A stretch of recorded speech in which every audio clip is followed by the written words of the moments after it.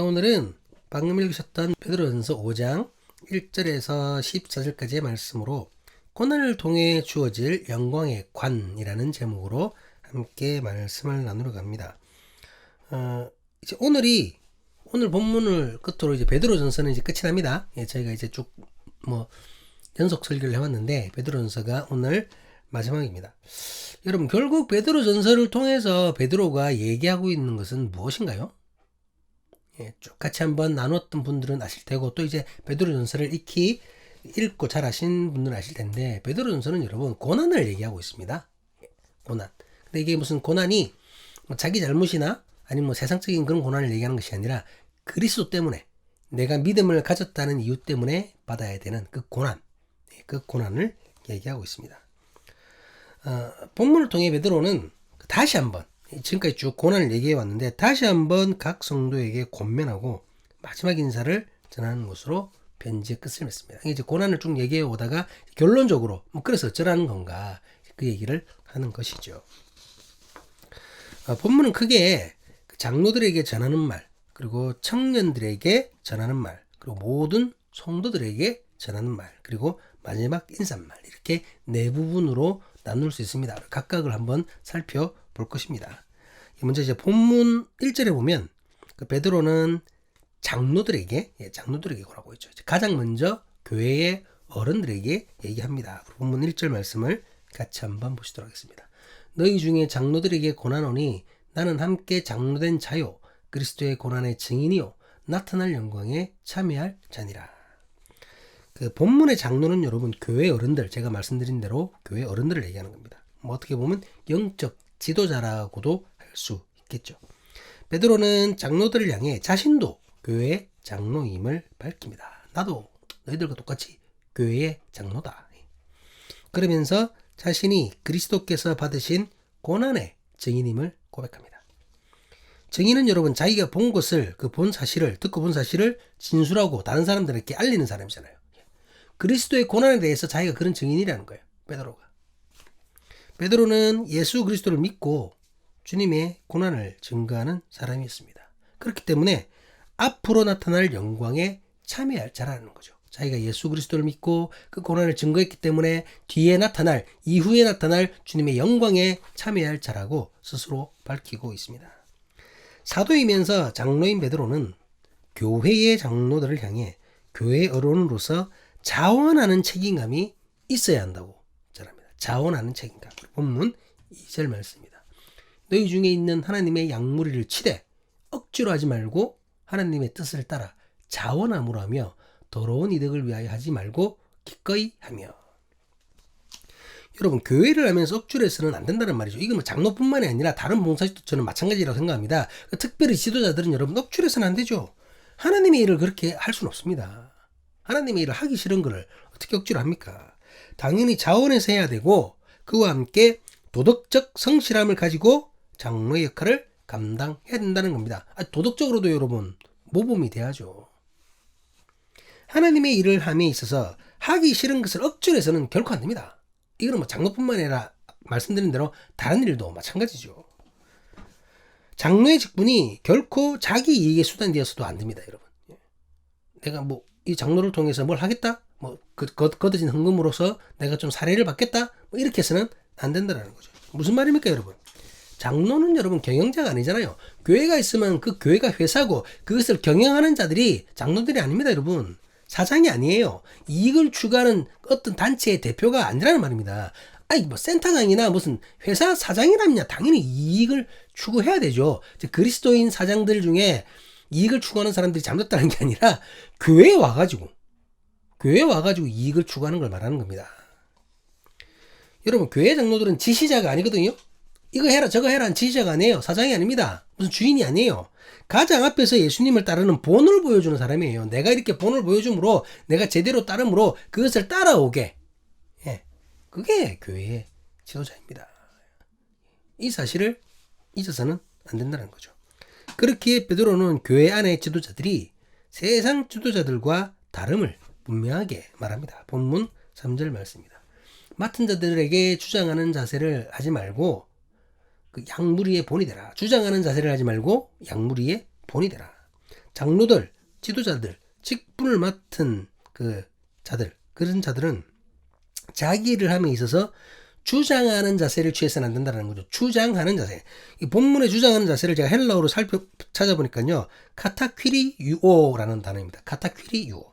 그 뜻이 뭐냐면 주인 행세하다, 제어하다. 그러니까 자기가 주인이라는 거죠. 내가 사장이라는 거죠. 예. 가게 주인, 사장, 회사 주인. 예. 그러니까 주인처럼 이것저것 시키는 겁니다, 여러분. 이거 해, 저거 해. 그리고 막 통제하려 하고. 그렇게 하지 말라는 겁니다, 여러분.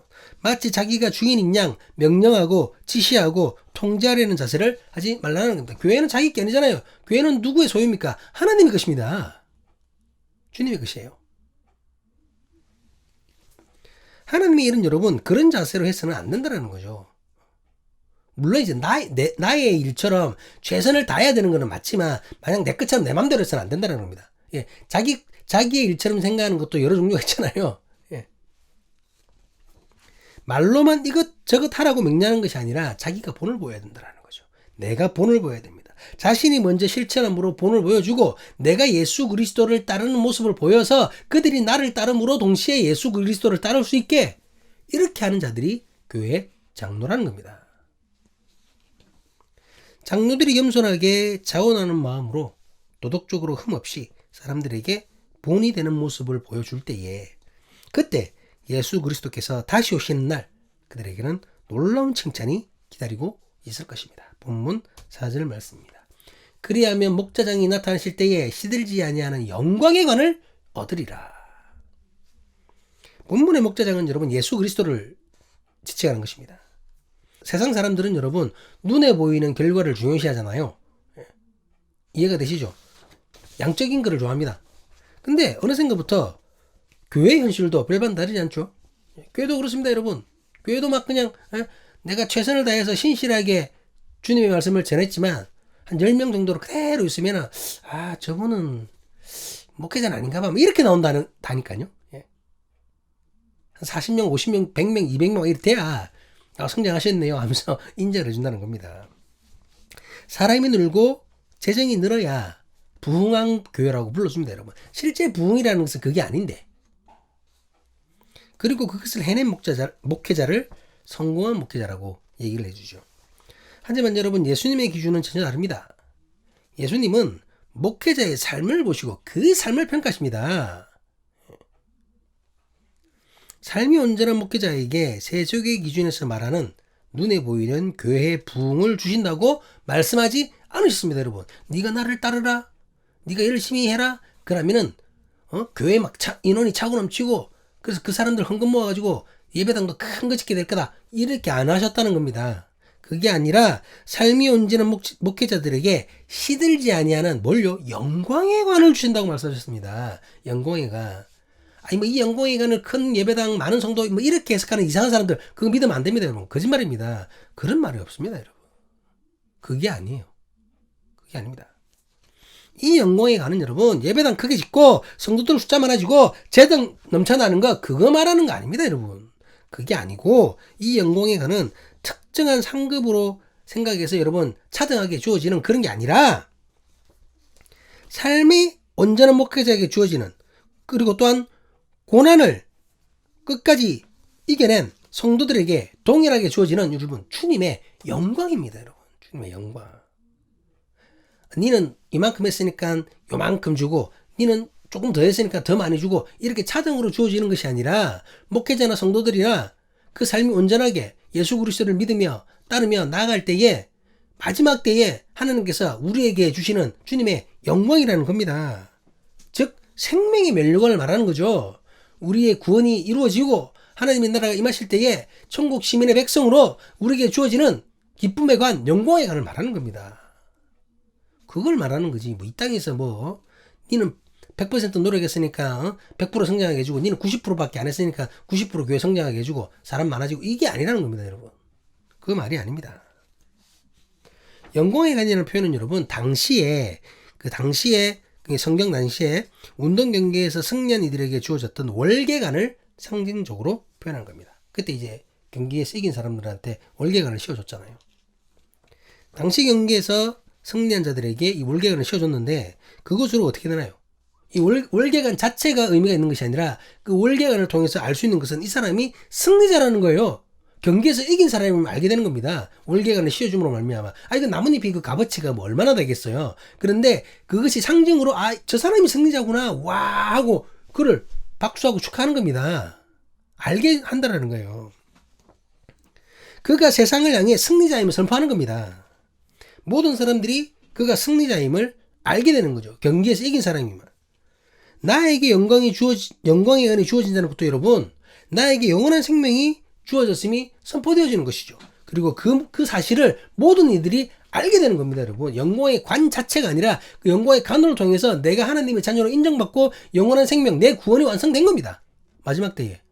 그리고 그것을 통하여서 많은 사람들이 저 사람은 구원받은 자구나. 하나님과 함께하는 자구나. 하나님의 나라에 임하는 사람이구나. 라고 알게 된다는 거죠. 그렇기 때문에 여러분, 뭐 예전에 농담 비슷하게 했던 말이 있는데, 나는 뭐 면류관 안 써도 돼. 뭐 부끄럽더라도 개털모자 쓰고 간신히 뭐 구원받아도 돼. 뭐 이렇게 생각할 수도 있어요. 뭐 부끄러운 구원 이래가지고, 아이고 여러분 열심히 안 하고 마지막 때에 예수님 믿는다 하면 면류관 못 쓰고 개털모자 써요. 막 이러잖아요. 말도 안 되는 소리입니다, 여러분. 예.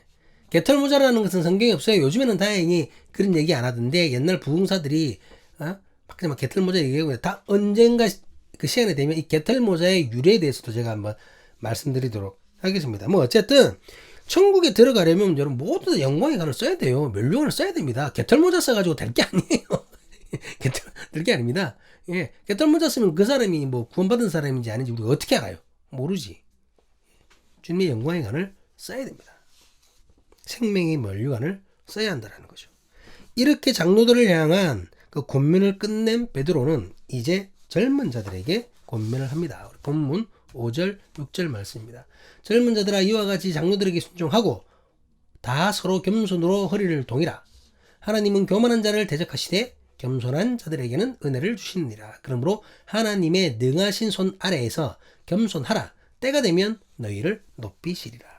본문에서 젊은 자들에게 강조하는 것은 장로들을 향해 대책 없는 순종이 아닙니다, 여러분. 무조건 장로들 말 따라야 돼. 어른이 시키면 시키는 대로 해야지. 이 말이 아니에요. 이 말이 아닙니다, 여러분. 그 순종이 어디서 나오느냐가 중요한 겁니다. 이해가 되시나요?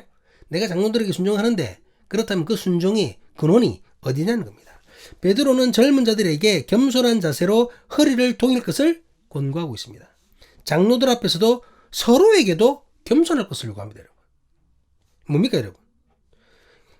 결국은 여러분 하나님 앞에서 겸손해야 되는 것을 말하는 거죠. 예, 장로들에게 겸손을 해야 한다는 것은 장로들이 앞에서 말한 것처럼 예수 그리스도의 본을 바라 잘 나갈 때에 그 길을 우리가 겸손히 따라가는 겁니다. 이해가 되시죠? 막 사기치고 나쁜 짓 하는데 그게 어떻게 순종을 합니까? 말도 안 되는 거지, 그거는. 그래서 먼저 장로들에게 얘기를 했고, 그리고 그런 장로들에게 순종을 하라는 겁니다. 그리고 그것은 하나님께 순종하는 것이 된다는 거죠. 하나님은 여러분 교만한 자와 싸우시는 분이십니다. 하지만 겸손한 자에게는 한없는 은혜를 베푸십니다. 내가 계속해서 낮아지려고 할 때 예수님께서는 그런 나를 가장 높은 곳으로 올리실 것입니다. 이 또한 승리자가 가장 높은 단상에 올라가는 것을 상징적으로 표현하는 것이죠. 중요한 것은 젊은 자들이 나중에 높임을 받기 위해서 나중에 높아진다니까 지금 겸손한 척 해야지, 이건 아니라는 거죠. 이건 아닙니다. 하나님의 뜻이 겸손을 원하잖아요. 그리고 하나님 앞에서 겸손해야지. 예. 제가 주님 앞에서 자만해가지고 될 일입니까? 예. 너무나 당연한 모습인 거죠. 뒷일을 생각해서가 아니라 하나님의 뜻이고 또 그것이 바른 모습이기 때문에 주의 뜻에 순종하여 겸손한 삶을 살아야 한다는 거죠. 그런 자들에게 하나님께서는 나중에 높임을 주신다는 것입니다. 베드로는 시대의 악함을 전하면서 젊은 그리스도인들이 그 누구보다 믿음 안에서 굳건해야 함을 가르칩니다. 본문 7절에서 9절까지 말씀입니다. 너희는 염려를 다 주께 맡기라. 이는 그가 너희를 돌보심이니라. 근신하라 깨어라. 너희 대적 마귀가 우는 사자같이 두루 다니며 삼킬 자를 찾나니 너희는 믿음을 굳건하게 하여 그를 대적하라. 이는 세상에 있는 너희 형제들도 동일한 고난을 당하는 줄을 알미라. 여러분, 염려는 나를, 내 믿음을 약하게 하는 강력한 요소 중에 하나입니다. 걱정이 나를 넘어뜨린다는 거죠. 하나님께서 함께 하신다는 그 믿음을 흔드는 마음입니다. 믿음의 사람들은 주님의 돌보심을 믿고 근신하는 마음으로 깨어 있어야 됩니다. 언제나 대적들이 나를 공격할지 모릅니다. 내가 아주 작은 틈을 보이는 순간 그것을 놓치지 않고 공격할 것입니다. 우는 사자와 같이 막 두루 찾는다고 하잖아요. 그렇기 때문에 오늘도 내일도 믿는 이들은 그 믿음을 말씀으로 굳건하게 하고 강하게 세워 나가야 합니다. 믿는 자들에게는 세상의 공격이 여러분 있을 수밖에 없거든요. 있을 수밖에 없습니다. 그렇기 때문에 무작정 피할 수만은 없고 반드시 감당해야 할 때도 있습니다. 하지만 세상의 고난을 나 혼자 감당하는 것이 아닙니다. 주님을 따르는 신실한 믿음의 사람들이 주님의 이름으로 같은 고난을 같이 감당하고 있어요. 지금도 내가 받고 있는 믿음 때문에 받고 있는 그 고난을 다른 신실한 믿는 자들도 같이 감당하고 있다는 거죠. 결코 나 혼자 당하는 고통이 아니라는 겁니다. 결코 나는 혼자가 아닙니다. 무엇보다 주께서 나와 함께 하신다고 말씀하셨습니다. 이 사실을 믿으십니까, 여러분? 주의 함께 하심으로 이겨내야 합니다. 아니, 주님이 함께 하시면 반드시 이겨낼 수 있습니다. 우리가 매일매일 주님의 말씀을 붙잡고 그 말씀으로 염려와 근심과 걱정을 버려야 하는 것이 이 때문입니다, 여러분. 아니, 말씀을 멀리하고 하나님이 함께 있는지도 모르는데 어떻게 이겨냅니까? 성경이 내 근처에 있어야, 내 옆에 있어야 계속 그 말씀을 읽으면서 그 말씀의 동료와 격려와 힘을 얻어서 이겨낼 것 아닙니까? 그것이 주님과 함께 하는 것입니다, 여러분. 주님과 함께 한다면 반드시 이길 수 있습니다.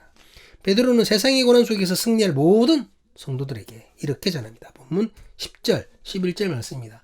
모든 은혜의 하나님 곧 그리스도 안에서 너희를 부르사 자기의 영원한 영광에 들어가게 하신 이가 잠깐 고난을 당한 너희를 친히 온전하게 하시며 굳건하게 하시며 강하게 하시며 터를 견고하게 하시리라. 권능이 세세무궁하도록 그에게 있을지어다. 아멘.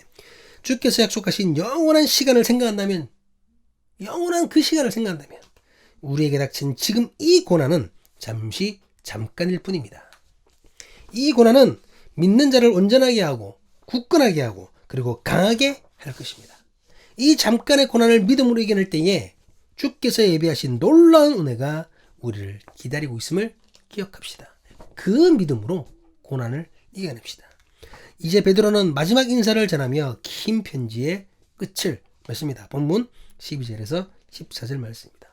내가 신실한 형제로 아는 실로안으로 말미암아 너희에게 간단히 있어서 권하고 이것이 하나님의 참된 은혜임을 증언하노니 너희는 이 은혜에 굳게 서라. 택하심을 받은 함께 받은 바벨론에 있는 교회가 너희에게 무난하고 내 아들 마가도 그리 하느니라. 너희는 사랑의 입맞춤으로 서로 무난하라. 그리스도 안에 있는 너희 모든 이에게 평강이 있을지어다. 베드로는 믿는 자들에게 주님의 은혜를 기억할 것을 권면합니다. 은혜가 모든 고난을 이길 수 있는 힘을 주기 때문입니다. 주님의 은혜가. 그래서 은혜를 향한 사모함과 확신을 굳건히 할 필요가 있다는 거죠. 내가 주님을 처음 믿는 그때에 내 구원하심을 알게 하셨던 그 은혜, 그걸 기억해야 된다는 거죠. 기억해야 됩니다. 사랑하는 사람이 교회 신앙 공동체 여러분, 베드로는 자신의 편지를 통해 성도들의 고난을 전하였습니다. 고난을 얘기했죠. 그리스도 안에서의 고난, 믿음 때문에 당하는 고난입니다. 십자가 때문에 당하는 그 고난을 얘기하는 겁니다. 어떻게 보면 참으로 하기 싫은 말일 수도 있습니다. 그렇잖아요.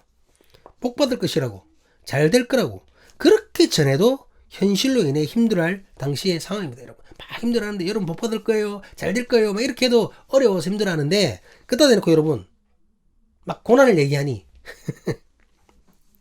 힘든 이들을 위해서 고난의 당위성을 지금 얘기했잖아요. 그리스도인은 당연히 고난을 받을 수밖에 없어요 막 이렇게 얘기하고 있지 않습니까? 이게 즐거운 일일까요? 그렇지 않죠. 괴로운 일입니다. 여러분 전하는 자도 괴로운 일입니다. 하지만 이 메시지는 꼭 전해야만 하는 것이었습니다. 고난 뒤에 있을 그 영광의 관, 그 영광의 관을 전하기 위해서라도 이 고난은 반드시 전해야 되는 것이었습니다. 고난이 있어야 영광이 있거든요. 그렇기 때문에 고난을 전해야 그 이어서 오는 영광의 관을 전할 수 있는 것입니다. 이 고난의 의미를 밝히고 고난 뒤에 있을 기쁨을, 믿는 자들을 위해 준비된 영광의 관을 성도들이 알아야 하기 때문입니다. 베드로의 이 편지가 기록되고 교회에 보내진 뒤 얼마 지나지 않아서 네로 황제의 교회를 향한 핍박, 그 핍박이 로마와 제국 전역에 진행되었습니다. 알고 있죠? 그 로마에 화재가 났는데 그 불을 갖다가 기독교인들이 찔렀다고 거짓말하는 바람에 그 이후로 막 엄청난 박해가 일어났잖아요. 물론 이제 뭐 영화상이나 보면은 그 불 자체도 그 네로가 질렀다고 하면서 막 정신 이상이라고 하는데 실제 역사는 그렇지 않다고 합니다. 네로가 불을 지른 건 아니래요. 근데 이제 화재가 났는데 그 이유는 잘 모르고 화재가 났는데 어딘가 책임을 돌려야 되잖아요. 그렇지 않으면 막 그냥 황제한테 달라붙으니까. 그래서 이제 그 책임을 기독교인들한테 지운 겁니다. 그래서 이제 그때부터 핍박이 시작된 거죠. 근데 그 전에, 이 핍박이 있기 전에 베드로 전서가 전해진 거예요. 그래서 그것을 읽은 겁니다. 그 이후에 이런 핍박이 있었던 겁니다, 여러분. 핍박이 있기 전에, 이 핍박이 있기 전에 베드로의 편지를 읽은 수많은 그리스도인들 어땠을까요? 물론 견디지 못하는 사람도 있었겠지만 이 베드로의 가르침에 인해서 고난을 이겨내고, 그 고난 뒤에 있을 영광의 관을 바라보는 그런 사람들이 분명히 있었을 거라는 거죠. 그렇지 않나요? 고난을 이겨내며 고난 뒤에 있을 준비된 영광의 관, 그것을 기뻐할 수 있는 것이죠. 여러분, 고난이 곧 그 뒤에 있을 영광과 연결이 되는 겁니다. 이 사실을 알고 성도들이 견뎌냈을 거라는 거죠. 근데 여러분, 언제부터인가 한국 교회에서는 이 고난이 사라져 버렸습니다. 고난이 사라져 버렸어요. 실제 큰 고난이 없기도 하고, 현대 상황이. 그리고 설교나 가르침에도 고난이 없고 축복만 있어요. 우리나라 막 발전하고 또 이제 막 옛날처럼 야만이 아니다 보니까 막 사람한테 직접적으로 핍박을 가고 이런 게 없잖아요. 그러니까 고난이 없어요. 그런 고난은 없어요. 종류가 좀 다르겠지만. 그리고 설교에도 그런 거 안 한다는 거죠. 고난이 사라졌습니다. 하지만 여러분, 고난이 없다면 여러분, 영광도 없습니다. 영광도 없어요. 성경은 언제나 온전한 모습으로 불합리한 고난을 이겨냈을 때에 그에 따른 축복과 영광을 전하였습니다. 무엇보다 믿는 자들에게 고난이 없을 수 없어요. 아까도 말했지만 옛날 같은 그런 고난은 아니지만 다른 고난이 있다라는 거죠. 세속의 가치와 믿음의 가치가 다르기 때문에 여러분, 세속과 충돌이 일어날 수밖에 없어요. 그렇습니다. 세상이 변하고 발전해서 고난의 종류, 형태는 달라질 수 있습니다. 하지만 고난이 없을 수는 없습니다. 만약 믿는 자에게 고난이 없다면, 교회에 고난이 없다면 우리는 냉정하고 진지하게 생각해 볼 필요가 있어요. 지금 우리가 하나님의 가치대로 살아가는 것이 맞나? 아니면 너무 세상 가치와 세상 가치에 이렇게 되는 거죠. 합의해서, 너무 세상 가치와 합의해서 그냥 그렇게 가는 거 아닌가? 생각해 볼 필요가 있다는 거죠, 여러분. 그리고 이 부분에 대해서는 또 다음 기회에 제가 진지하게 한번 나눠볼 것입니다. 과연 고난의 성격에 대해서는 다음 기회에 한번 나눠보도록 하겠습니다. 어쨌든 중요한 것은 어떤 상황이 되고 시대가 바뀌다 하더라도 믿음과 세속의 가치는 다르기 때문에 고난은 있을 수밖에 없다는 겁니다. 지금 우리에게 고난이 없는 게 아니에요, 여러분. 착각하면 안 됩니다. 우리에게 고난이 없는 게 아닙니다. 있어요.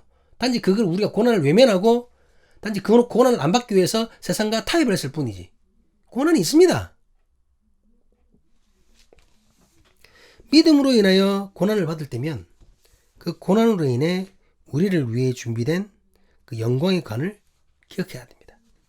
예수 그리스도의 이름 때문에 나에게 닥치는 고난이 있다면 기쁨으로 감당할 수 있는 우리이기를 주님의 이름으로 간절히 기도합니다.